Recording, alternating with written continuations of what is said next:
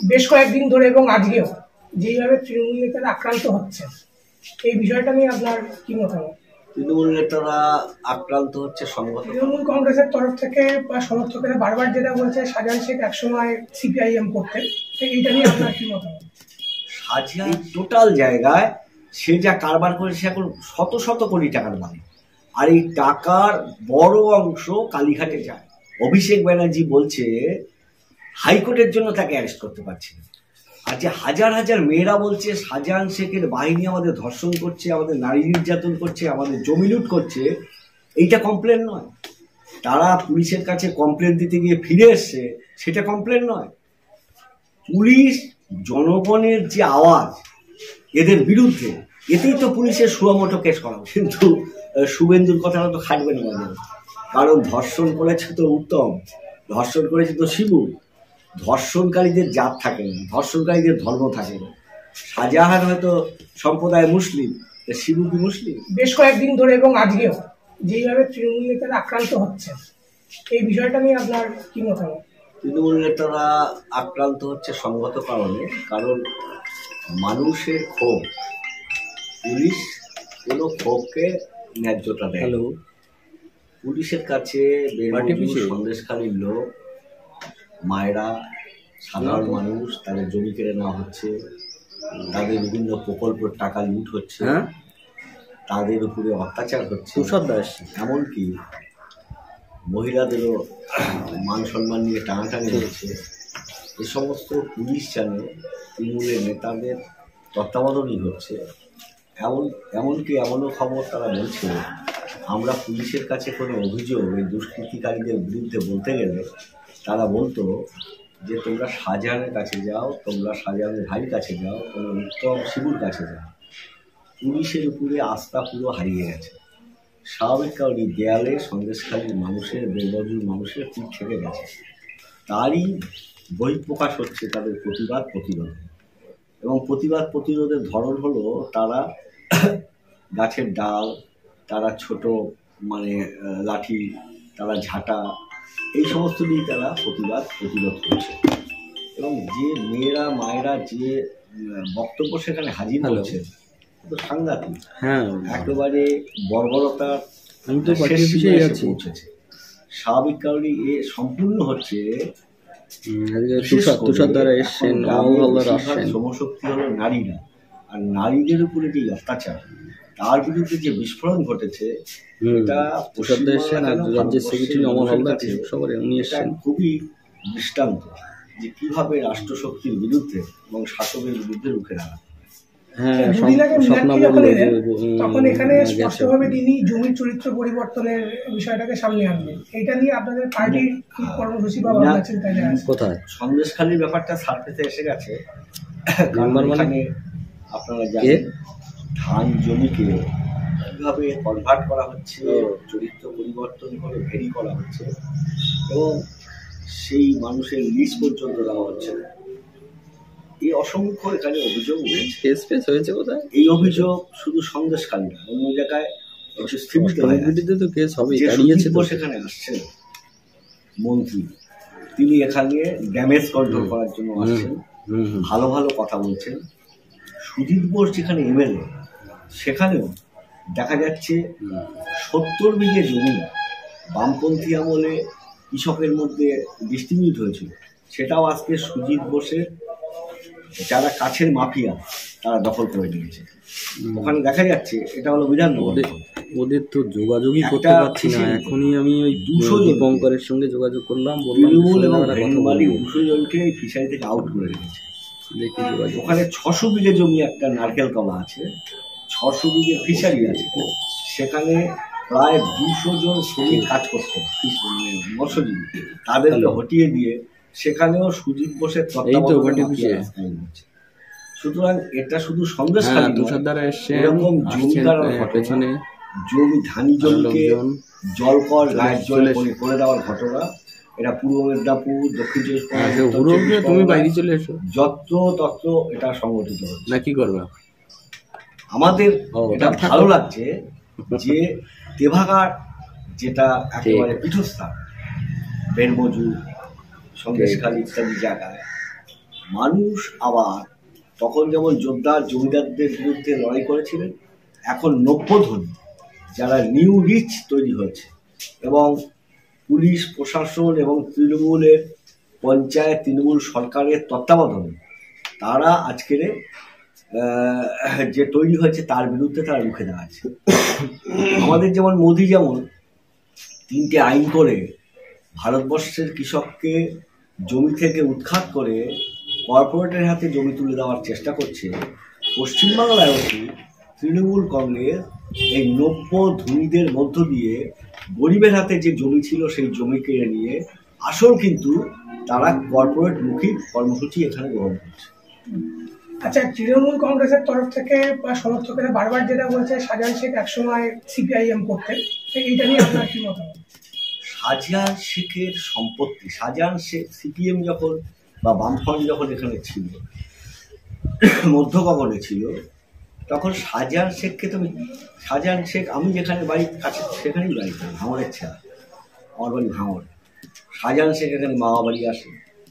এখানে তখন শাহজাহান শেখ সিপিএম আমলে সে এখানে তখন বাস চলছে, তখন ট্রেকার চলতো, ট্রেকারে সে কন্ট্রাক্টারি মানে হেল্পারের কাজ করতো এবং শাহজাহান শেখ ওই বসে ওর থেকে কিছু হয়তো পয়সা নিয়ে ওদের সংসার চলত। সুতরাং সিপিএম আমলে যদি শাহজাহান শেখ নেতা হতো তাহলে সিপিএম আমলে সে ফুলে উঠত।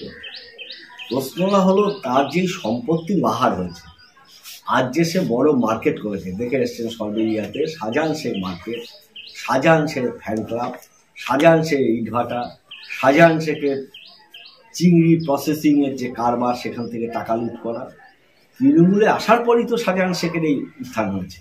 সুতরাং যে কথা বলা হচ্ছে সে কথা সম্পূর্ণ মিথ্যে। আমার সঙ্গে যদি কেউ ঘোরে পিছন সে তো নেতা নয়।